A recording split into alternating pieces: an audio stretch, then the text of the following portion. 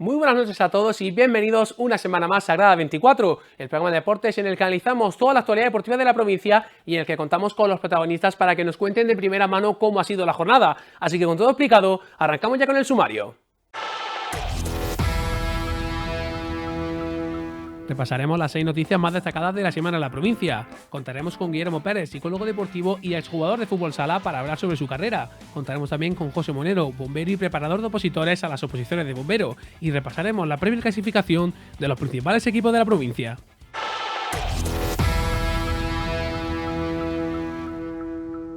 Comenzamos el repaso de las noticias más destacadas de la semana en la provincia hablando de Guillermo Martínez, el entrenador del Ejido Futsal, que analizó en rueda de prensa la derrota ante Guanapixala. No, sinceramente no quiero valorar el partido porque creo que es momento ahora de, sobre todo, de construir la semana que viene y creo que necesitaremos mucha tranquilidad y sobre todo mucho foco en lo que podamos mejorar y lo que podamos reforzar de lo que hemos hecho bien. Lo que sí es una pena lo que se ha visto hoy. Es una pena que los dos grandes equipos que hay, pues el partido se haya visto enturbiado. Por eso, pero tampoco quiero valorarlo porque si no, no voy a volver a entrenar este año. Quien lo tenga que mirar, pues lo tendrá que analizar. Creo que es una pena que tengan que haber, pues, con todos mis respetos, pues gente que no está preparada en segunda división y es una pena para el espectáculo. Porque por mucho que la afición se haya divertido hoy, no es el camino. Entonces ahí espero que la federación haga autocrítica y yo me voy a callar porque si no al final la vamos a liar. Orgullosísimo de la reacción de los jugadores, orgullosísimo de cómo hemos perdido, porque perder se puede perder y lo que hay que analizar mucho es la manera de perder, y orgullosísimo y a seguir caminando. Y seguimos hablando de entrenadores, y es que Rubí también compareció en esa rueda de prensa para hablar después del partido ante el Cádiz sobre la victoria y lo que significa para la Unión Deportiva Almería. Creo que hemos hecho una primera parte donde 2 goles se ha quedado corto para lo que estábamos atacando. También es verdad que en la fase final de la primera parte el Cádiz ha estado mejor que nosotros y nos ha metido atrás y ya no teníamos tanto la pelota. Y en la segunda parte el Cádiz también ha apretado muchísimo, nos ha pillado en un balón largo que en la jugada de Dauda, y como he visto que el equipo no acababa de tener posesiones ni acababa de sacarse el dominio del rival, hemos buscado cerrar el partido con la entrada de Rodri, que creo que nos ha dado más seguridad e incluso posibilidades de la contraataque, que hemos fallado esas ocasiones de gol que también hemos tenido. Sí, estábamos en un momento muy irregular. El mes de diciembre, el mes de enero ha sido un mes muy irregular para nosotros, donde no hemos conseguido los puntos que queríamos. Y la victoria del otro día contra el Ceuta nos dio bastante energía positiva, nos dio mucho ánimo. Es verdad que hemos recuperado algunos jugadores que estaban lesionados, que nos ayudan a incrementar el nivel, y los fichajes que hemos traído también. Por lo tanto, como usted dice, pues muy contentos porque ahora nos vienen 2 partidos en casa que serán muy difíciles, pero es el momento de aprovechar esto porque aquí todo el mundo va sacando sus partidos y si no te vas a quedar atrás. Por su parte, Unicaja Cosa de Almería volvió también a la senda de la victoria después de superar a San Roque por un marcador de 3-0. El partido, de trascendental importancia para ambos, puso el foco en la lucha contra el cáncer antes que en el resultado. Después, la victoria sonrió a los verdes con un 3-0 de nuevo peleado, sobre todo en el segundo y el tercer set. Segunda vez en la que consiguen los de Israel Rodríguez 2 triunfos seguidos en toda la temporada. Lo más importante es que el nivel de juego claramente está arriba y sobre todo se mantiene estable. El máximo anotador del encuentro fue una vez más Ángel Rodríguez, con 20 tantos en su casillero, aunque empatado con Jonas Poncio, autor de otra veintena. Por detrás están los 13 de Villalba, determinantes porque se concentraron en su mayoría para hacer posible la vuelta al marcador en la segunda manga. Con todo, el porcentaje de acierto atacante estuvo muy nivelado, un 43 frente a un 45%, así como el bloqueo, punto 7 frente a 8. Se dieron la mano en esa faceta Aleix Tarrazo y Moisés César, 3 para cada uno. El error estuvo bien controlado en ambos bandos. El quinto circuito de triatlón de Almería recorrerá 8 municipios en las nuevas pruebas que tendrá este año. Pues comenzamos el año con la presentación de los nuevos circuitos de triatlón en la provincia de Almería. Un año más tenemos los circuitos de adultos y los de menores. Y venimos a poner en valor la provincia que tenemos porque se realizarán las pruebas en diferentes puntos de nuestra provincia y está claro que Almería es un escenario idílico para el deporte al aire libre de correr, nadar, las bicis. Por lo tanto, animamos a todos los almerienses a que se acerquen y disfruten del triatlón, que participan, que es una tierra única para esta modalidad deportiva que, por supuesto, la Diputación Provincial de Almería junto con la Federación se han organizado para que estos deportistas disfruten de nuestra provincia. El circuito de menores mantiene las mismas 7 pruebas del año pasado, incluyendo 4 de ellas están al primer nivel andaluz, pues son parte de los circuitos andaluces, tanto de duatlón, aquatlón, triatlón cross y triatlón carretera. 4 tenemos una de cada especialidad que son circuito andaluz de menores. Y en cuanto a los adultos, también repetimos con las 9 pruebas, 7 de individuales y 2 de equipos. Las 2 de equipos que empezará este fin de semana, este domingo, el día 8 en el Ejido, con el Campeonato de Andalucía, o sea, las 2 pruebas son Campeonato de Andalucía, tanto la del Ejido como la de Villarico, que será por el mes de julio.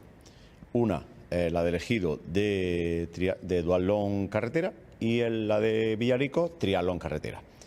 Y el resto de las 7 pruebas pues continúa la misma del año pasado y alternamos Cabo de Gata, que sale del calendario, y entra Carbonera. Y la alcaldesa de Almería, María del Mar Vázquez, visitó las instalaciones del área fitness del Parque del Andarax. Estamos visitando el primer parque fitness al aire libre que va a tener la capital de la ciudad, siguiendo los objetivos que nos hemos marcado de tener un parque activo, 100% activo, y esta es la primera fase. En esta primera fase hemos colocado unos aparatos, unos de calistenia y otros de fuerza, en los que consisten en tracción y empuje muscular, y que además tiene unos códigos QR que cuando tú te sitúas en esa máquina puedes acceder a un entrenamiento personal, a un programa personalizado, porque son aparatos sectorizados para que puedas hacer tu ejercicio al aire libre. La idea es que esto es una primera fase que estará disponible a partir de este fin de semana y que puedas disfrutar, bueno, de todo el parque, porque es un parque activo en el que se puede correr, se puede hacer marcha, se puede andar, se puede disfrutar con los niños, y ahora, a partir de ahora, también puedes hacer ejercicios de fuerza. En la segunda fase la iremos ampliando para que toda esta zona del Parque del Andarax sea un referente en Almería, para que vengan las familias a disfrutar y Almería siga trabajando en ser una ciudad saludable. Y finalizamos el repaso de las principales noticias de la semana hablando de la Diputación de Almería, que presentó una nueva edición de La Clásica, uno de los eventos más reconocibles de la provincia. La salud que tiene el ciclismo en la provincia de Almería es gracias en parte a La Clásica de Almería, esa ruta de la hortaliza que lleva ya 39 años. Y yo creo que al final lo que ha hecho La Clásica es sembrar para recoger, ¿no? Y la salud de la que goza el ciclismo en la provincia de Almería gracias a eventos como La Clásica de Almería. Y yo creo que de manera acertada, pues durante los últimos años, pues se ha incorporado la clásica femenina, que con un recorrido completamente diferente, un recorrido que no invita a la llegada al sprint. Yo creo que eso también es interesante, aunque puede serlo. Y la verdad que un recorrido muy, muy atractivo, tanto por la parte de Bajarandá, la parte de Luca y Nena. Si nos vamos a la parte turística, qué duda cabe que la Clásica de Almería pues es uno de nuestros grandes escaparates para vender la provincia de Almería a nivel turístico deportivo. Una prueba que además ha sabido crecer, ha sabido adaptarse y además ha sabido consolidarse, proyectando el nombre de Almería y de Andalucía mucho más allá de nuestras fronteras. Y es que efectivamente el deporte, y nosotros como Junta de Andalucía lo tenemos muy claro, es una de las maneras más importantes a través de los eventos deportivos de reflejar el nombre de nuestra provincia, el nombre de nuestra comunidad autónoma y mostrar las maravillas que tenemos aquí en nuestra tierra. Continuamos con el programa de hoy y vamos a conocer más en profundidad a uno de los colaboradores habituales, pero que nunca hemos tenido la oportunidad pues, de charlar de lo que fue su carrera, porque siempre lo traemos como analista para la psicología deportiva, pero también hay que recordar que tuvo una muy buena carrera como jugador de fútbol sala. Guillermo Pérez, muy buena, Guille. Muy buena, José, ¿qué tal? ¿Cómo estáis? Quiero que nos cuentes un poquito cómo fueron esos primeros momentos cuando dejas de dedicarte a lo que estás dedicado prácticamente toda tu vida, cuando ya decides, se acaba el fútbol sala profesional para mí. ¿Qué pasó esos siguientes meses donde te encontraste en un nuevo faceta de tu vida? Que imagino que llevarías también muchos años sin tener que dedicarte al entrenamiento, el descanso, comida, un poquito más de tranquilidad, ¿o cómo lo viviste? Bueno, José, fíjate, esto es uno de los puntos de inflexión que también son muy importantes en la vida, ¿no? Que al final, como bien dices, estás acostumbrado, ¿no?, a preparar una temporada tras temporada, pero cuando llega un momento en el que justo eso termina, surge una de las primeras preguntas, ¿y ahora qué?, ¿no? Es cierto, y también que me siento privilegiado por ello, que mientras terminaba esos últimos años de jugar a fútbol sala, intentaba al menos sembrar el poder dedicarme a algo que también me apasionaba y que tengo la oportunidad de poder hacerlo a día de hoy, como es la rama de la psicología deportiva. Pero sí que es cierto que muchas veces la racionalidad te invita, ¿no?, a que ya era el momento, incluso previamente. Debería de haber sido incluso un poco antes, aunque siempre tu corazón intenta estirar más el chicle de lo que buenamente puede. Y a veces choca, ¿no? La racionalidad te pide una cosa, la emocionalidad te pide otra. Siempre tienes el amor el juego, pero también es verdad que la vida, y en este caso la esfera laboral, te va planteando otra serie de circunstancias y llega ese momento en el que ya cuando tienes no solo que decidir, sino, como bien dices, adaptarte a esa nueva situación, pues como aquel que dice, también tiene esa pequeña fase de duelo, lo mismo que tenemos duelo en otras circunstancias de la vida, pues también aquí la tenemos en el deporte. ¿Considera que fue un poquito más fácil tomar la decisión porque ya tenías esa semillita plantada, sabías un poquito lo que querías hacer? ¿Hay mucho cambio entre la gente que se retira y quizá no ha planeado qué va a hacer con respecto a la gente que ya, pues antes de ya tomar esa decisión, ya tenía pensado, pues me gusta esto, quiero interesarme más en esto, central mental? ¿Hay diferencia en el apartado mental con ese tema? Evidentemente, José. De hecho, una de las mayores incertidumbres, por ejemplo, desde la psicología deportiva también trabajamos con deportistas cuando tienen que afrontar el proceso de retirada. Porque muchas veces, José, nuestro propio valor, esa famosa autoestima como persona, o en este caso como deportista, ese estatus, se hipoteca a la esfera deportiva. Y cuando llega el momento de dejarlo, de dar un paso al lado, esa pregunta que decíamos anteriormente, ¿no?, y el ¿ahora qué?, ¿no?, es muy compleja para muchas personas que quizás no han ido construyendo paralelamente esos famosos plan B, que luego realmente se convierte en ese plan A, en otra circunstancia o época de tu vida. Y es verdad que ahí el nivel de inquietud, de incertidumbre, se dispara. Y por eso es importante también que todos los deportistas, incluso independientemente de la modalidad o de la situación de estatus, vayan sembrando, vayan construyendo ese plan B que luego en realidad será su plan A. Porque si todo va bien en la vida, José, una vez te retiras del deporte, nos quedan muchos años por vivir. Y una de las cosas que también nos transmitían, especialmente en la Masía, cuando estábamos en Barcelona, era esa famosa pregunta, ¿no?, el ¿y después qué? Entonces se trata de ir sembrando, construyendo, paralelamente sin renunciar al momento presente que estás viviendo, como es el deporte, la élite, el alto rendimiento, pero también tener una perspectiva más amplia, el ver más allá de lo que realmente estás viviendo en ese momento. En tu caso, después de la travesía por Barcelona, Sevilla, Tenerife, decidiste retirarte aquí en casa después de 4 años aquí en el Ejido, pero mirando un poco la plantilla actual, nos encontramos con Nacho Gil, con Jesús, Cristian Rubio, jugadores que han jugado contigo y que nos hace preguntarnos por qué decidiste retirarte con la edad que tenías y qué fue lo que te llevó a decir, pues ha llegado el momento de no competir más en pista y dedicarme a ese plan B que comentas. Bueno, es cierto, José, y también es verdad que tienes esa añoranza y que cada vez que te acercas al pabellón a ver a antiguos compañeros, que también les deseas que por fin o que puedan seguir desarrollando ese objetivo colectivo tanto para la ciudad como para ellos mismos, porque llevan muchos años también trabajando para ello. Bueno, esto al final choca esa emocionalidad. El motivo al final, pues, te podría explicar que al final la propia vida, ¿no?, te va dando ese camino. Es algo que al final tanto el deporte como la esfera profesional te va empujando hacia ello. Tú intentas estirarlo, posponerlo, conllevarlo, ¿no?, ambas situaciones, intentar paralelamente, como hice también los últimos años, pero también es verdad que eso también se nota. Y a la hora también de la toma de decisión, incluso para los cuerpos técnicos, los clubes, también es importante. Y al final es cuestión de que ya cuando la vida te va planteando un poco esos escenarios, es lo que tú comentas, o como decíamos anteriormente, ¿no?, pues te ves para seguir jugando, estás para seguir jugando, físicamente te preparas, ahora lo enfocas de otra manera, intentas cuidarte de otra manera, pero bueno, esto es como todo, llega un momento en el que cuando tienes que sopesar, cuando el volumen de la esfera laboral te requiere una cosa, pues bueno, ya son esos puntos que realmente, más que verlo como una dificultad, intentaba transformarlo y verlo también desde una posición siendo más privilegiado, porque es una de las cosas más importantes que me enseñaron, incluso en ese primer año en Barcelona, uno de los directores deportivos, y precisamente era como mi padre también allí, que era Chus Laoz. Cuando tú te ves, por ejemplo, en tu primer día, llorando en el anexo 7 de la ciudad deportiva, porque te quieres volver por la añoranza y la melancolía, una de las frases que me transmitió y que comprendes con los años, es que de lo mejor que nos puede pasar en la vida, José, es que puedas elegir. y en ese sentido yo he podido elegir. Es doloroso dejar una cosa, intentar ya desarrollar otra, pero es verdad que lo he visto siempre de una posición más privilegiada, el poder elegir, que no verme en otra situación que hubiera tenido que abandonar o dejar el deporte por otras circunstancias y no tener esa opción de poder elegir. También se da el caso de que, como comentas, Jesús y Cristian son un pelín más jóvenes, pero también es que Nacho Gil hay que hablar que con 38 años que tiene, si no me equivoco, el estado físico en el que se encuentra y el nivel todavía futbolístico que tiene es de destacar, porque con 38 años ya quizá el deporte de élite está un poco más dándote de salida, pero Nacho, yo no sé si ha hecho un pacto con el demonio, pero es una cosa increíble lo bien que se mantiene y sobre todo el buen estado que sigue rindiendo cada sábado, sábado tras sábado tras sábado. No sé si ya cuando juegas tú con él era tan metódico los entrenamientos, pero es que lo ves y parece que le queden todavía 5 o 6 años de fútbol sala. Fíjate, José, que es uno de los mejores ejemplos, que luego muchas veces rompe también con esas creencias rígidas que podríamos tener, pero es el claro ejemplo que incluso tenemos que transmitirle a nuestras generaciones más jóvenes, que es el concepto de la actitud con C.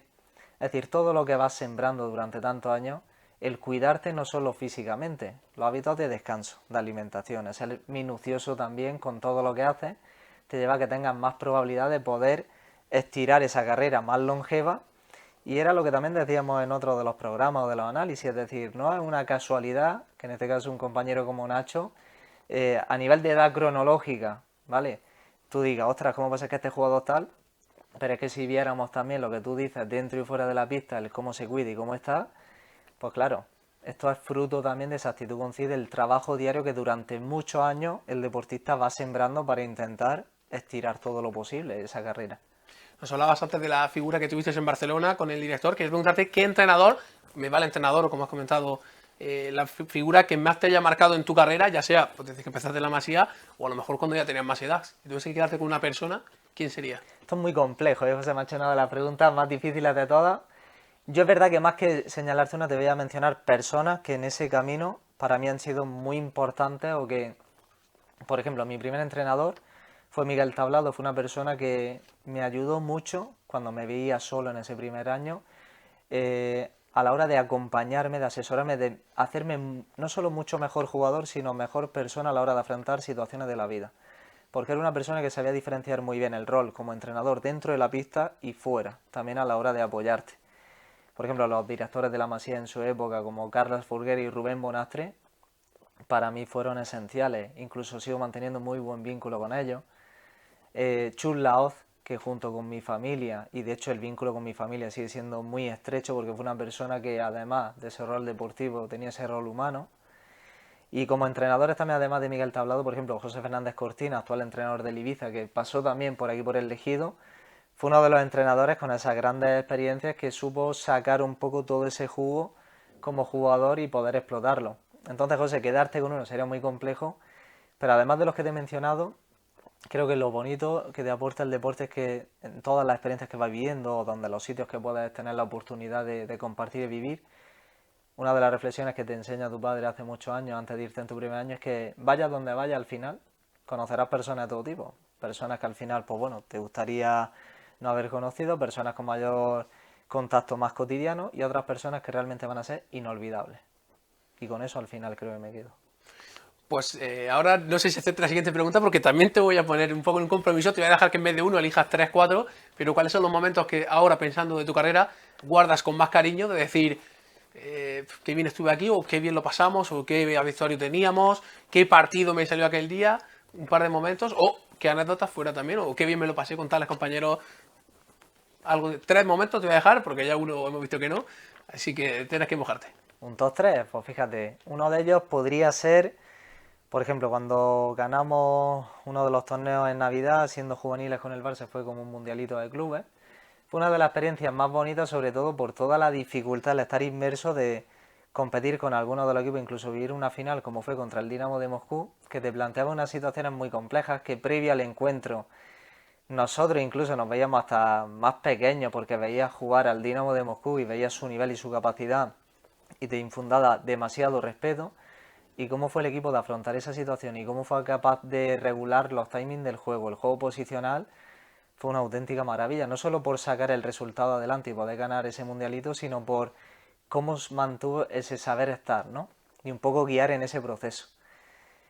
Ese, si tuviéramos que meterle en el top 3. En el top 2 a lo mejor podríamos mencionar por ejemplo, esas experiencias bonitas que hemos vivido a nivel colectivo cuando, bueno, estuvimos en ese playoff para intentar ascender a la primera división aquí en el Ejido, pero no solo por esos partidos en concreto, sino por todo el ambiente que se respiraba. Creo que conseguimos que una ciudad como fue Almería volviera a vivir el fútbol sala de esa manera después de casi más de 20 o 25 años. Y al final yo creo que uno de los motivos para sentirte realizado como jugador es lo que puedes despertar a través del deporte para que una persona pueda sentirse en esos momentos, las personas con, no sé, con mayor euforia, con mayor felicidad, con mayor incertidumbre en esos momentos. Porque le estás dando la oportunidad que una persona que entra por el pabellón con sus circunstancias de vida, ¿vale?, que en ese momento pueda estar pensando, disfrutando, viviendo o evadiéndose de todas esas circunstancias de vida por las que ha entrado el pabellón. Y como primer momento, José, yo me quedaría, por ejemplo, cuando el club, por ejemplo, de Ejido asciende a segunda división. Es cierto que no tuvimos la oportunidad de disfrutarlo con las gradas llenas por la época del COVID, pero ¿sabes por qué me quedo con ese momento? Porque al final no solo el club lleva más de 25 años intentando volver a la categoría de plata, sino que había un gran amigo que ojalá estuviera en vida con nosotros, ¿vale?, que estaba muy vinculado al club, que era uno de mis mejores amigos y falleció hace muchos años, era muy referente para mí.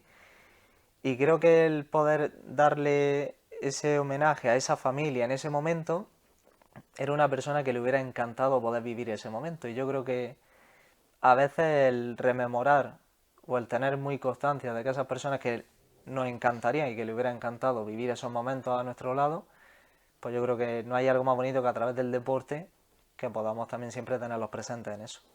Además, en el Ejido fuiste uno de los capitanes. ¿Qué se sentía cuando llevabas el brazalete de, como tú comentas, el equipo de toda Almería, el equipo que mejor está clasificado después de tantos años de lucha, volver a la categoría de plata, siendo tú además de aquí de Balanegra, el decir, aquí llevo el brazalete, que dentro de lo que es el equipo es un poco el capitán, en la voz del vestuario, siempre se tiene un puntito más de responsabilidad, pero imagino que también mucho orgullo, ¿no? El ser tú la figura más visible, entre muchas comillas, de un equipo. Sí, es verdad que te puedes sentir privilegiado, que puedes dar orgullo, como dices, pero sobre todo es transformarlo en esa responsabilidad que yo creo que es el valor principal, no solo por el hecho de intentar portar una capitanía, sino al final dentro del rol que puedes tener como jugador o toda la trascendencia que tiene. Es decir, intentar asumir esa responsabilidad y sobre todo la responsabilidad de predicar con el ejemplo, José.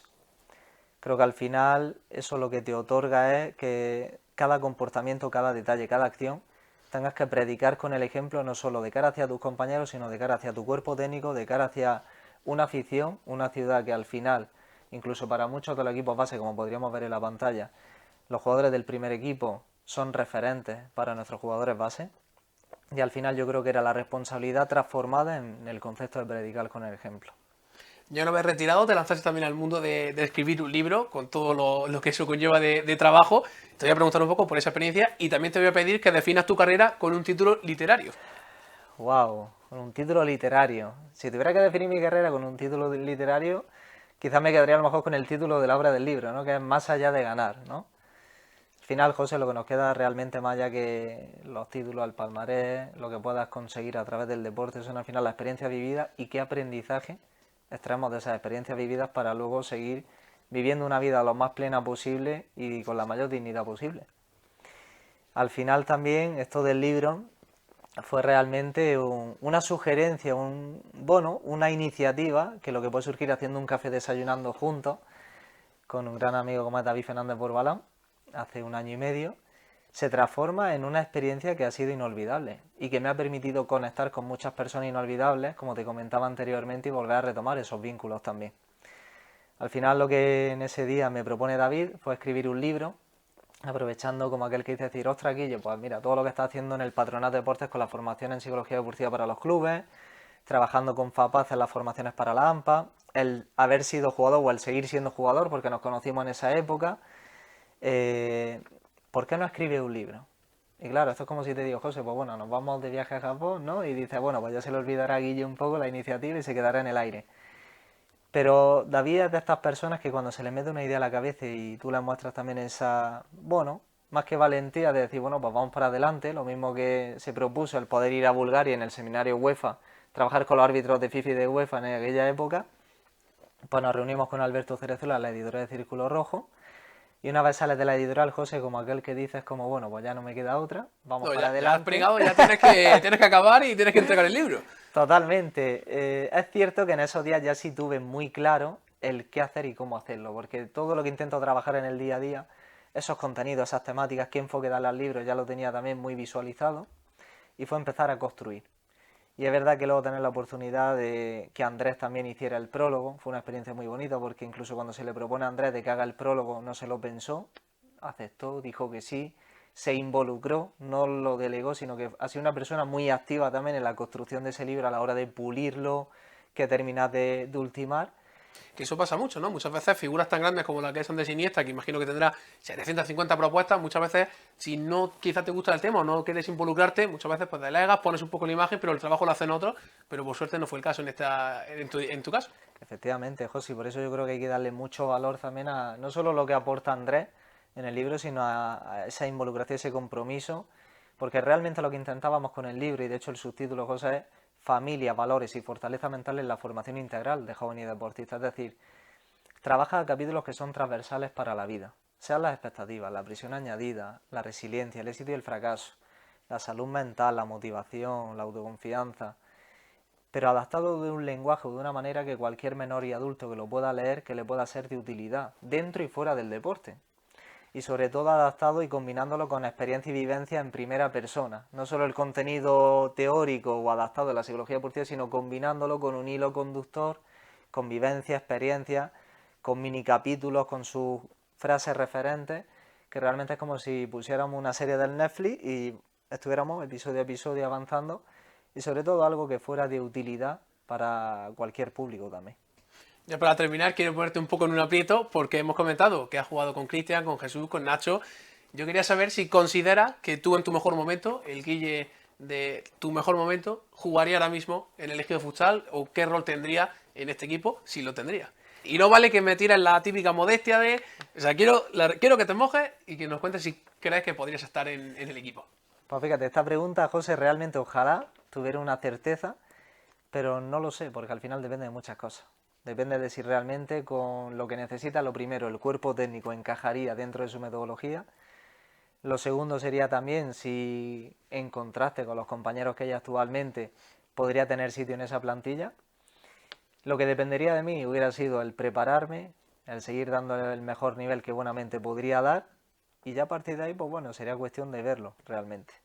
Bueno, la has esquivado totalmente la pregunta. Yo, bueno, me ha parecido tremendo, pero desearte, bueno, agradecerte este ratito, que hayamos rememorado toda tu carrera, esas experiencias, el libro, que no sé si habrá sorpresita, estaremos muy atentos a todo lo que venga. Seguramente haya alguna nueva dentro de poco. Bueno, pues seguro que también, espero que vengas aquí a contárnosla, porque siempre estamos muy interesados, y desearte pues suerte en todos los futuros proyectos que tienes, que imagino, y sé de primera mano que eres una gente muy complicada.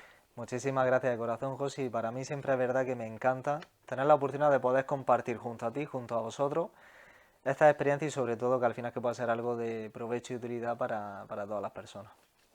Pues nosotros vamos a hacer aquí un pequeño parón en el programa, pero no se vayan, porque estaremos de vuelta en pocos segundos.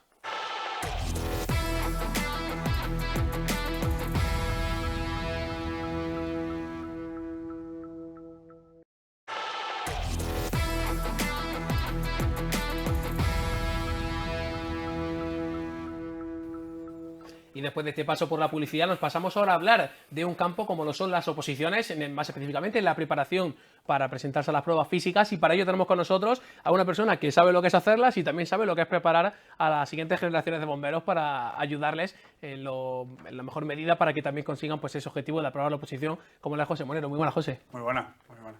Así es, o sea, el sufrimiento, por llamarlo de alguna manera, o el esfuerzo, primero fue como opositor y ahora pues intentar ser el mejor profesional posible de cara al trabajo que tenemos. ¿Y cuándo decidiste el decir voy a dar el paso de también dedicarme a formar otros bomberos? Porque imagino que bastante tenéis vosotros, primero con vosotros vuestras pruebas físicas, el seguir manteniéndote activo, también seguir estudiando, que eso es algo que vosotros nunca dejáis, y aparte decir, pues voy a sacar tiempo para también dar un poquito de la mano a los chicos que quieran ser bomberos como yo.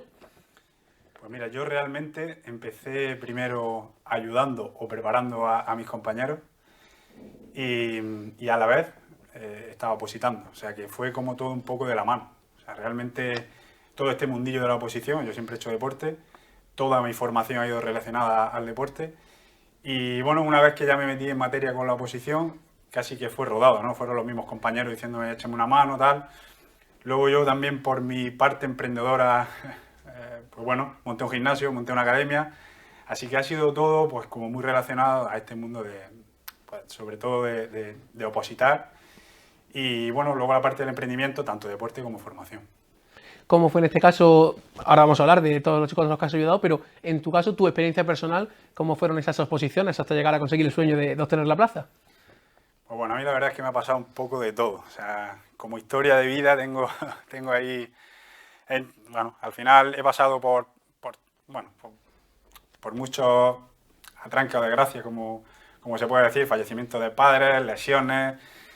Entonces, el pasar ese bache, el encontrarme también con que, por ejemplo, aquí en Almería hubo como 9 o 10 años que no salió en una oposición, fue todo ese trance de que no sacaban empleo público, de la crisis de tal.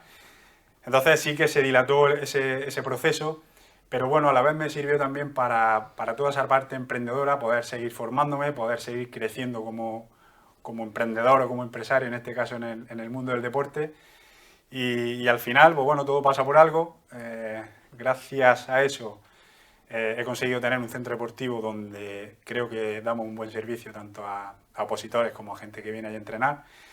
Y bueno, pues es verdad que el proceso de opositar se dilató. Luego, cuando empezaron a salir ya plazas aquí, pues ya empezamos a ir un poquito más en serio, a tomárnoslo como hay que tomárselo, y bueno, hasta alcanzar la plaza, que es un sueño, ¿no? Eso es algo que quizás de fuera no se ve, porque todo el mundo piensa, bueno, pues como son las posiciones, pues eso es, te centras, empiezas a estudiar, empiezas a prepararte físicamente, pero luego también se tiene que dar un poco que saquen el empleo público, que se hagan las pruebas, porque no sabemos si a lo mejor tienes mucha suerte y nada más empezar a estudiar, pues tienes una prueba relativamente cerca, o si por el contrario tiene que pasar mucho tiempo. ¿Y cómo se gestiona eso mentalmente? El saber que tú lo estás dando todo, pero que también depende quizás de algo externo, para que te digan fecha de examen tal, ¿cómo se llevan esos meses en los que no sabes un poco cuándo vas a presentarte? Pues mira, eso, hay oposiciones como puede ser Policía Nacional, Guardia Civil, que sabes que todos los años vas a tener tu convocatoria, mayor número de plazas o menos, pero tienes un objetivo, tienes una fecha aproximada. Entonces, de cara a prepararlo, no te voy a decir que sea fácil, porque ninguna oposición es fácil, pero sí que puedes planificar mucho mejor. ¿Qué pasa con el tema de la administración local, como puede ser policía local o bombero?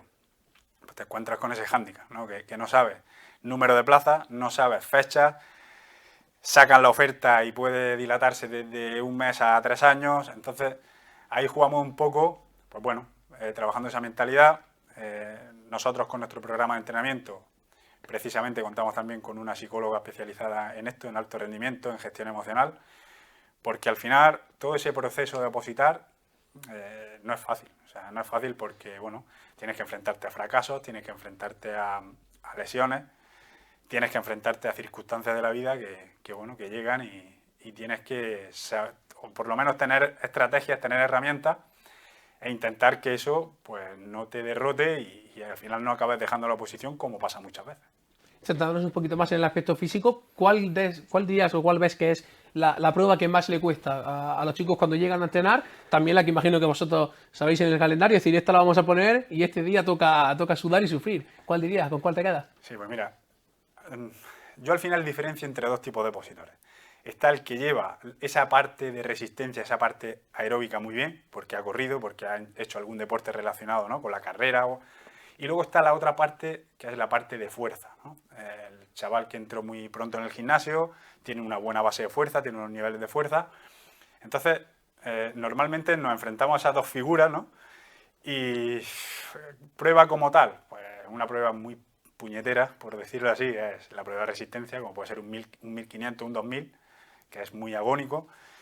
Y luego está la parte de fuerza, que hay gente, pues bueno, pues que tiene que empezar a ganar esos niveles de fuerza, donde se la tranca un poquito más, como puede ser las dominadas, como puede ser la trepa de cuerda. Entonces, no es que haya una prueba en sí que sea como muy dura, ¿no? Depende un poco del perfil y sobre todo de qué punto débil tiene ese opositor. ¿Y cuál dirías que es el error más común que ves cuando recién llegados, cuando te dedicas a empezar a preparar unos puntos que los ves, los analizas de lejos y dices, vamos a meterlo un poquito en vereda, y se nota que estás todavía un poquito verde? ¿Cuáles son los principales errores que presencias? Pues mira, te diría que la prisa, en muchas ocasiones. aquí la prisa no es buena. Te digo porque, al igual que hay opositores que tengo que estar empujándolo un poquito, hay otros que tengo que estar frenándolo. Es decir, lo quieren todo, lo quieren ya, quieren que salga la convocatoria ya, quieren estar físicamente bien en un trimestre y es complicado. O sea, las pruebas a bombero, al final, es muy parecido a un entrenamiento de élite, conlleva mucho entrenamiento en muchas disciplinas.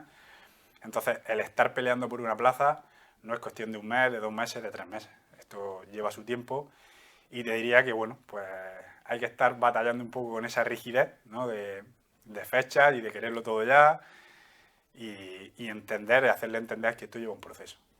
Igual le dirías que son los pequeños detalles que te pueden marcar el tener más éxito o menos en esas pruebas, ya sea, obviamente, desde el punto de la preparación, unos pequeños detalles que te pueden ayudar realmente para dar ese saltito de demás cuando haga falta. Pues mira, te diría que, aunque soy entrenador, es toda esa parte emocional, toda esa gestión, como dice Rosa, nuestra psicóloga, de toda esa cháchara mental, ¿no? Que puede jugar a nuestro favor o no. Dentro de eso, yo entiendo que los profesionales que estamos ayudando a esos opositores tenemos las herramientas, tenemos la formación y podemos ver cuál es el punto débil de ese atleta para reforzarlo, ¿vale? Entonces, como punto débil, pues lo que te digo, creo sinceramente que esa gestión emocional no se le da la importancia que tiene, ¿vale? A saber parar por ciertas chácharas, ciertas creencias limitantes, bueno, el saber entrenar con compañeros. Entonces, esa parte es muy importante y luego la que me compete a mí como profesional, pues al final yo estoy muy seguro de lo que hago, pero porque me preocupo de ello. O sea, si hay un chaval o una chavala que está flaqueando en algún punto, que hay posibles lesiones, que sé cómo puede afectar esa lesión en el plazo de tiempo, si se acerca a la posición, si no, pues saber gestionar todo eso, tener las herramientas para poder recuperar, para cambiar el entrenamiento en un momento dado. Entonces, todo eso al final hace que pues se optimice todo y sea una ayuda de cara a llevar todo esto como hay que llevarlo.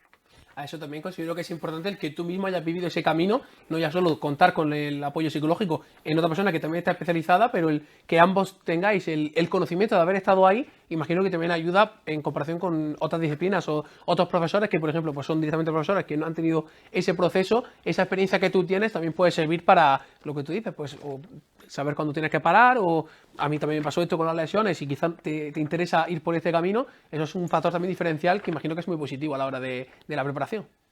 Pues sí, yo te diría que sí, porque te da ese punto de empatía, pero también es muy conveniente conocerse a uno mismo, es decir, no porque tú tengas esta capacidad de sufrimiento que has conseguido durante años, la tiene que tener esa persona que acaba de empezar.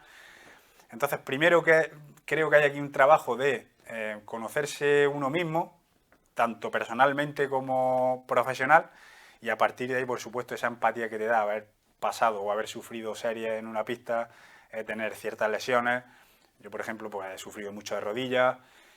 Entonces, está claro que a la hora de gestionar ciertas cosas, creo que sí te da ese punto de empatía y el saber a qué se está enfrentando esa persona, siempre dejando a un lado pues todas esas creencias limitantes que tiene uno mismo, o ese punto de coraje, o esos dramas, ¿no? Que nos encontramos que cada uno tiene un drama diferente. Entonces, sabiendo diferenciar esos puntos, creo que sí. O sea, al final es algo que como entrenador me da un punto de ventaja. Justamente también quería preguntarte por eso. Hemos hablado de las lesiones, de la dureza de las pruebas. ¿Cómo enfocáis en vuestro plan tanto la recuperación como el descanso también? Porque para rendir al 100% también tienes que descansar muy bien, cuidarte fuera de lo que es el entrenamiento. ¿Cómo gestionáis eso desde tu experiencia? Pues mira, yo al final, siempre basándome en la evidencia científica, tanto en esa parte de resistencia como en esa parte de fuerza, me refiero a todos los métodos de fuerza, como puede ser resistencia, fuerzas máximas, toda esa parte de activación mitocondrial, o sea, lleva una parte muy técnica, ¿vale?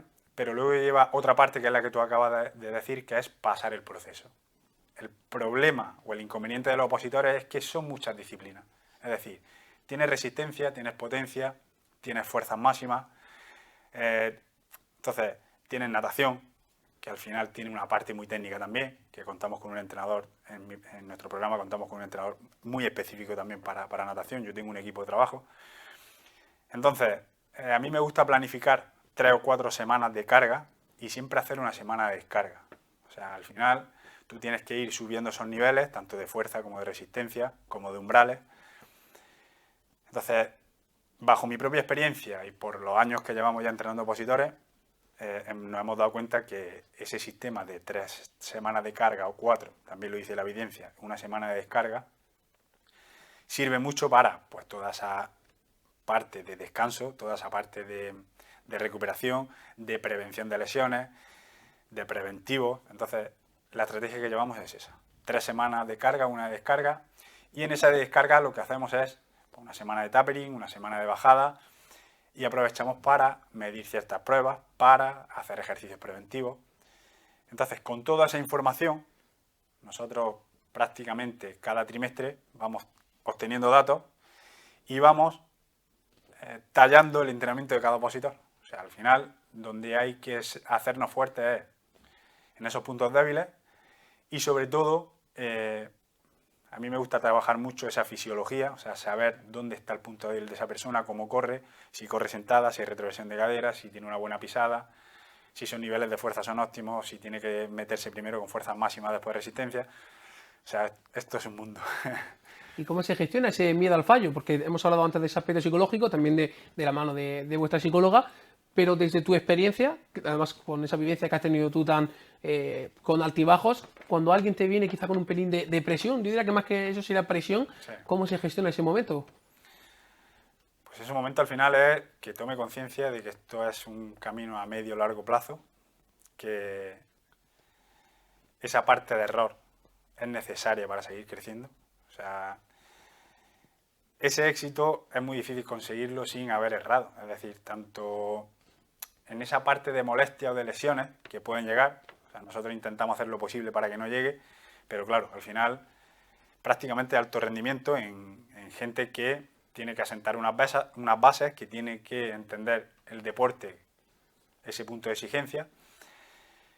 Entonces, tiene que entender que ahí va a haber errores, que va a haber cierta parte de fracaso cuando te presentas a una convocatoria y todavía no estás al nivel, pero es que es el peaje que hay que pagar como opositor. Así que cuanto antes lo entiendas, cuanto antes tome de conciencia de que eso va a pasar, pues mucho mejor lo lleva asimilado, mucho mejor se pasa esa etapa, que al final, bueno, pues es esa cháchara mental que hay que saber controlar. Eso te lo da también pues la experiencia del grupo de entrenamiento, tu entrenador, tu preparador teórico, en este caso contar con una profesional como pueda ser Rosa, que para mi programa de entrenamiento lo consideraba fundamental, también poco por ese proceso que yo he pasado, opositando. Así que bueno, yo intento poner todas las herramientas posibles a nuestros opositores y a partir de ahí también es mucho trabajo de cada persona, ¿vale?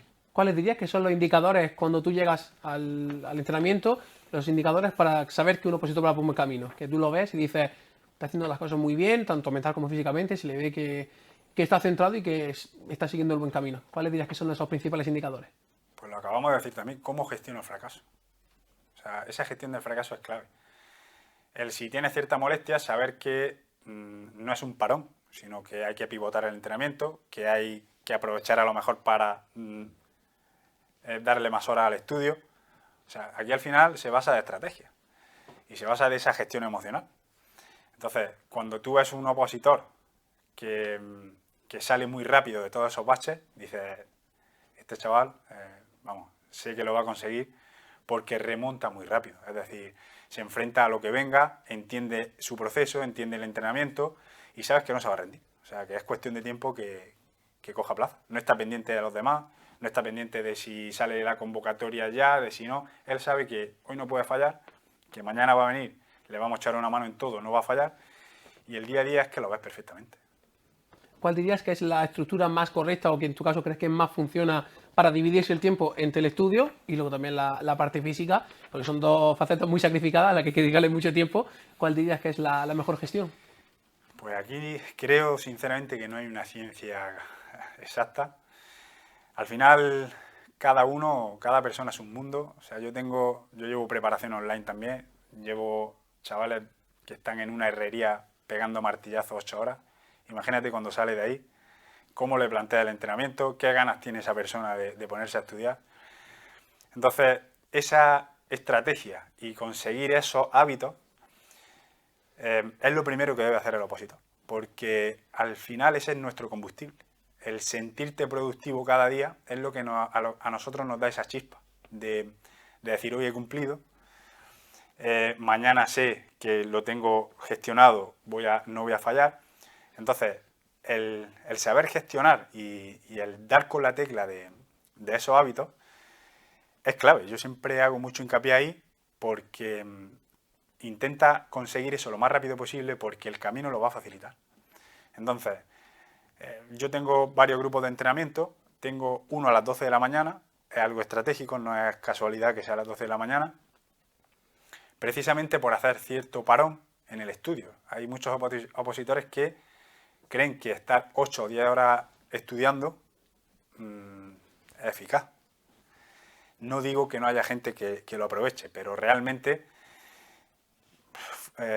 rendir 8 horas estudiando es muy complicado. Entonces, tanto la psicóloga como un poco la experiencia que ya tenemos, ese grupo de entrenamiento a las 12 de la mañana o a las 7 y media, 8 de la tarde, son horarios claves para hacer ese parón, para dar ese punto de rendimiento y para que el opositor intente conseguir ese hábito. Es decir, conseguir esa estructura que le permita sentirse productivo. Porque al final es lo que te digo, es nuestra gasolina. Si tú sabes que echas 2 horas y esas 2 horas dices, me han servido, si voy al entreno y sé que he cumplido con el entreno, si sé que después tengo mi hora y media de psicotécnico o de tal y termino con test, pues hoy sé que ha sido un día productivo y eso para nosotros es combustible.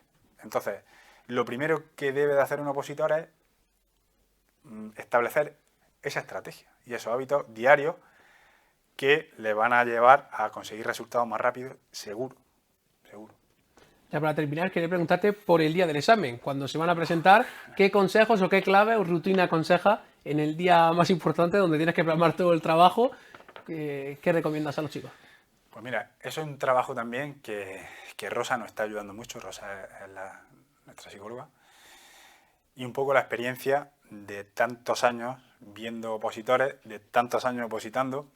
Y sabemos que esas 2 semanas previas son clave. Son clave porque se produce esa cháchara mental, se multiplica. Y esos son niveles de cortisol, esos son inflamaciones, eso es presión, esos son dolores que aparecen que no sabían ni que existían. Entonces, el saber gestionar todo eso con la carga física, me refiero a entrenamiento físico, esa presión y ese estudio que la última semana crees que no sabes nada, y precisamente es toda esa gestión, toda esa estrategia que tienes que llevar. Entonces, en el entrenamiento lo tenemos muy claro, cuándo hacer esos picos de carga, cuándo bajar, cuándo mantener, cuándo hacer esos simulacros fraccionados. Entonces, esto al final lleva mucha estrategia, lleva mucha experiencia y la verdad que esas 2 semanas previas son clave. Son clave porque te lo juegas todo en cuestión de minutos, en cuestión de horas. Hay que entender esa presión, sobre todo si es la primera vez. Pero sobre todo el objetivo es que esa persona no se lesione. El objetivo fundamental es que esa persona no se lesione y lleve una estrategia clara de qué herramientas puede utilizar. Como pueden ser respiraciones, como pueden ser visualizarse tal, que mucha gente le puede ver a un modo friki, pero yo te aseguro que una respiración consciente, que una semana previa con unos simulacros fraccionados donde sepa gestionar esa intensidad, donde el objetivo no sea no lesionarse porque el trabajo está hecho, el cómo plantear ese repaso final de cara al estudio, de hacerlo a no hacerlo, pues está la plaza. Bueno, pues José, quería darte las gracias por brindarnos luz a un mundo que conocemos más de oídas, de gente que se está preparando, conocidos y demás, y desearte mucha suerte con la academia, que sigan pasando muchos chicos, que te siga yendo todo muy bien en el trabajo y que salgan muchos más opositores en estas nuevas pruebas. Yo le agradezco a vosotros, darle visibilidad a todo esto, porque es verdad que bueno, ahora se ve el tema del funcionariado como un trabajo más, ¿tal? Pero es verdad que toda esta parte de fuerza y cuerpo de seguridad, quien no lo deja, quien no lo acaba dejando, entiende que esto no es un trabajo, ponerse delante de algo así no es solo un trabajo, y entonces ahí está la verdad entre al final acabar dejándolo o no. Entonces os agradezco que le deis visibilidad, nosotros estamos aquí para echar una mano a todo el opositor que lo necesite, y nada, o sea, muchísimas gracias. Bueno, pues nosotros después de hablar con José vamos a pasar a analizar los resultados y la previa de los principales equipos de la provincia, pero eso va a ser dentro de una segunda.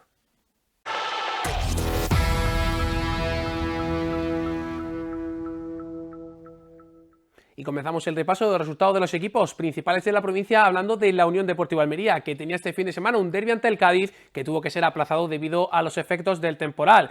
Finalmente el partido se jugó y terminó con victoria para el equipo de Rubí por un marcador de 1-2 al jugarse allí en Cádiz. El partido comenzó de la mejor manera posible para la Unión Deportiva Almería, que rápidamente consiguió ponerse 0-2 con tantos de Morcillo, que además en el nuevo fichaje está haciendo mucho daño desde esa banda izquierda. Vimos un sistema nuevo por parte de Rubí, y es que desplazó en Barba a la derecha para que John Morcillo jugase por su banda natural. Ya sabemos que John es un extremo izquierdo a pierna hábil, que suele ser un poco atípico, ya que en el fútbol moderno lo normal es que juegue, pues por ejemplo, en Barba para meterse por dentro y pegarle, pero Morcillo es un tipo de jugador distinto que ofrece otras cualidades. A pesar de eso, vimos como el gol de Morcillo vino con la pierna derecha, y es que sucedió un poco esa jugada. En Barba desde la derecha puso un balón al espacio para John Morcillo, que tuvo que recortar hacia adentro para con la pierna derecha batir al portero del Cádiz para adelantar a la Unión Deportiva Almería. Una Almería que en la primera parte fue muy buena, donde pudo incluso tener alguna que otra opción más de poder aumentar el marcador, pero sí que es cierto que el Cádiz poquito a poco fue entrando en el partido y poniendo más en complicaciones al conjunto de Rubí.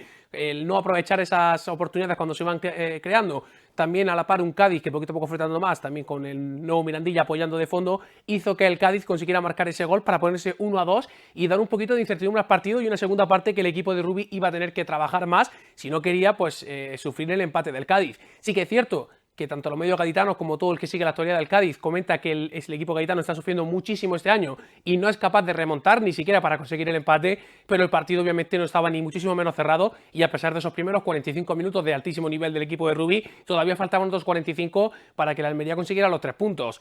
Finalmente se pudo dar con bastante solvencia una segunda parte donde quizás brilló menos el equipo, brillaron menos también las individualidades, pero un poco haciendo bloque y jugando como conjunto consiguió el equipo indálico no encajar más goles para terminar llevándose 3 puntos de un campo siempre dificilísimo, como lo pudimos ver esta misma jornada y como viene siendo habitual, un campo que apoya mucho. De hecho, el Cádiz, pues si no fuera por el nuevo Mirandilla, estaría mucho más atrás en la clasificación. Es un equipo que realmente le sienta bien jugar en casa, pero que no pudo sacar los 3 puntos. Antes de pasar a hablar del partido que va a jugar en Almería la siguiente jornada, vamos a escuchar las palabras de Rubí analizando el partido. Como no esperábamos menos, muy disputado, con fases iniciales yo creo que hemos estado nosotros mejor, luego el Cádiz nos ha apretado muchísimo y bueno, hemos tenido que remar la parte final al no marcar ese tercer gol en algunas ocasiones que hemos tenido claras, sufriendo, pero hemos sacado una victoria de mérito. Creo que el Cádiz también ha hecho un buen partido y bueno, ha demostrado que quería salir de su dinámica, pero bueno, nos hemos encontrado una Almería que está creciendo en confianza. Muy interesantes las palabras de Rubí, que muestran la dificultad de lo que fue el partido. Pasamos ya a hablar de la previa de este fin de semana, y es que la Almería afronta 2 partidos en casa y va a comenzar jugando este fin de semana ante el Andorra, un rival en el que además nos vamos a encontrar con Edgar González, jugador de la Almería que está cedido en el conjunto andorrano y que seguro que va a poner las cosas muy complicadas al conjunto de Rubí. Una Andorra que no tuvo el mejor inicio de temporada, sí que es cierto que pasó por bastantes penurias. El año pasado también tuvo un año donde no se encontró futbolísticamente al 100% por muchos tramos de la temporada, y es un equipo bastante irregular, pero que al igual que todos en segunda división es capaz de hacer mucho daño. Obviamente el factor campo va a jugar en favor de Almería. También hay que tener en cuenta que la Almería ha roto esa mala racha que venía acusando en enero. Contra el Cádiz se vieron muy buenas sensaciones, el partido anterior también, y se espera pues que la Almería continúe esta línea de crecimiento también con los nuevos fichajes. Rodrigo Eli, por ejemplo, que ya debutó ante el Cádiz, el regreso del central brasileño, uno de los héroes del ascenso a primera en la última vez que el conjunto indálico estuvo en la máxima categoría del fútbol español, y que sin duda se espera que sea un gran refuerzo y para ser titular prácticamente ya. Habrá que ver cómo juega Rubí con ese triunvirato en el centro de la defensa con Nelson Monti y Bonini, que estaba siendo la pareja habitual, dando muy buen rendimiento tanto el portugués como el italiano, y ahora se le suma el brasileño para dar más opciones a una línea que estaba causando muchos problemas al conjunto indálico. El Andorra es un equipo con un juego muy agresivo, con un juego sobre todo muy vistoso, que opta por el buen trato de balón, el jugar siempre con la pelota, salir desde atrás, intentar hacer daño a través de las combinaciones. Un equipo pues bastante de estilo de la parte de Barcelona. Recordar pues que, como dato curioso, el presidente Gerard Piqué, y que esta misma temporada ha tenido partidos en los que han tenido que llamar a la afición para poder rascar la nieve del campo para poder jugar. Anécdotas aparte, Andorra va a ser un rival muy complicado. Rubi va a tener que tener muy maniatados las individualidades del conjunto andorrano y sobre todo que estén todos muy atentos, y en la parte ofensiva las pocas que se tengan hay que aprovecharlas, que no suceda como viene siendo habitual en los Juegos del Mediterráneo, que en la Almería se vuelca, no genera tanto y las pocas que genera no consigue meterlas, así que también va a ser importante tanto Joan Morcillo como Miguel de la Fuente, que se espera un poco que sea ese revulsivo goleador, y ojalá que la semana que viene podamos comentar la victoria de Almería. Nosotros, después de hablar de la Unión Deportiva Almería, nos toca pasar a otro deporte y vamos a hablar de fútbol sala. Y es que pasamos de una victoria a una derrota, porque el Ejido Futsal tenía este fin de semana un partido muy complicado ante Guanapix Sala, desplazamiento a Zaragoza mediante también un viaje muy largo que el equipo realizó el viernes para jugar el sábado, como viene siendo habitual cada vez que se enfrentan a un viaje muy largo, y el partido desgraciadamente terminó con derrota por 7-5. El partido también comenzó de la peor manera posible, al igual que comentamos que el Almería empezó muy bien, adelantándose de forma rápida. El grupo elegido Futsal tuvo muchas complicaciones en la primera parte, y es que llegó a ponerse 4-0, el marcador al descanso era de 4-0, y te dejaba todo muy complicado por una segunda parte donde ibas a tener no ya solo que remontar, sino de no encajar. Era una tarea muy complicada, aunque sí que es cierto que Guillermo Martínez tuvo una muy buena charla en el descanso, porque el equipo salió muy motivado, salió muy metido y consiguió marcar 3 goles para reducir distancias hasta un 4-3 que dejaba la puerta abierta. Ya no es lo mismo un 4-0 con muy malas sensaciones, con un Guanapix Sala apretando muy bien, siendo muy físicos, siendo también muy duros en los duelos, y con un pabellón que estaba siendo un infierno total para el Ejido Futsal, como nos comentaba también el entrenador del equipo zaragozano, que era un poco la idea que querían, hacer que se viviese un infierno, y realmente la primera parte fue un completo infierno. Ya en la segunda, sí que como comentamos, consiguió marcar el Ejido Futsal 3 golitos, al acercarse poco a poco con un gran Cristian Rubio que cogió los mandos del barco cuando más hacía falta, cuando la pelota quemaba el jugador salió a pedirla, a bregar con los jugadores, a marcar goles y a dominar un poco como viene siendo habitual en todos los partidos. Ya con el 4-3 se llegó, si no me equivoco, a disponer de un doble tiro que paró el portero de Guanapix, que está siendo, pues su propio entrenador lo comenta, de los jugadores más diferenciados de la categoría, sobre todo cuando hace falta. Y es que, obviamente, cuando un equipo es tan intenso, tan agresivo y hace tantas faltas como Guanapix, con 5 faltas, a la sexta ya tenemos ese tiro desde los 10 metros que enfrenta pues al jugador y al portero. Y en esa situación, el portero de Guanapix fue mejor que todos los jugadores del Ejido Futsal, porque incluso paró 2 o 3 que negaron el gol a un Ejido Futsal que no fue capaz de materializar esas buenas sensaciones en más goles. De hecho, el partido acabó con ese 7-5, con un golito más de Ejido Futsal, pero Guanapix consiguió marcar otros 3 en la segunda parte que dejaron totalmente sentenciado el partido. Vamos a escuchar las palabras del entrenador de Guanapix Zaragoza para analizar el partido y que nos dé un poco las claves de lo que fue desde la pista. Increíble. Voy a intentar aislarlo primero la primera parte. Bueno, la primera parte, la piel de gallina. Se lo he dicho en el descanso. Me habría gustado estar en la grada viendo el partido. Creo que habría sido, no sé, es un premio al trabajo. Es que si la gente que ha venido hoy a vernos, que luego hablaremos de eso, pero les viera entrenar, es exactamente lo que han hecho. Es ese nivel de implicación, ese nivel defensivo, ese nivel de quererlo, la conexión entre ellos. Es que les he pedido antes de empezar que, bueno, durante la semana, que fuera un infierno para Ejido el partido. Y no me esperaba que haya sido a ese punto, ¿no? Creo que la primera parte ha sido lo mejor que hemos hecho por el contexto, por el equipo, por todo. Porque lo hemos hecho desde la parte actitudinal, desde el esfuerzo físico y desde el plan de partido. Han hecho todo perfecto, no les puedo pedir nada. Y luego entra la segunda parte, que, bueno, la verdad es que es difícil valorar con todo lo que ha pasado. No quiero tampoco decir mucho porque no quiero que el protagonista de todo esto sea algo ajeno a nosotros después del trabajo que hemos hecho, pero yo no he visto algo similar nunca. Y no hablo ni a favor ni en contra. Yo no he visto hace mucho algo como lo que he vivido. Asumo nuestra parte de responsabilidad porque hay muchas faltas, hay muchas cosas que tenemos que controlar, que creo que también el ambiente de la grada nos ha pesado para tratar de, pues eso, ir un poco más excitados en algunas situaciones, pero sin entrar en que es a favor o en contra, no había visto algo similar.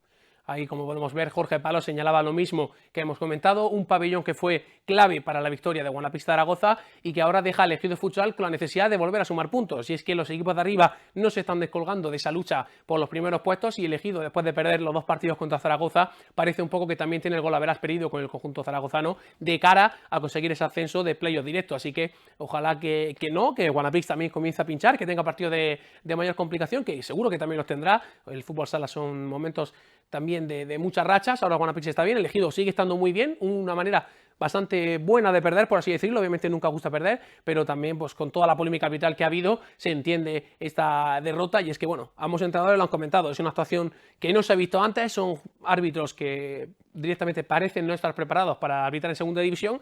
Y lo llamativo es eso, que no solo lo comenta el entrenador del equipo que ha perdido, sino que el entrenador del equipo que ha ganado comenta que no ha visto algo similar desde que lleva siendo entrenador. Así que habla un poco del nivel actual de los árbitros en segunda división y lo que padecen los equipos.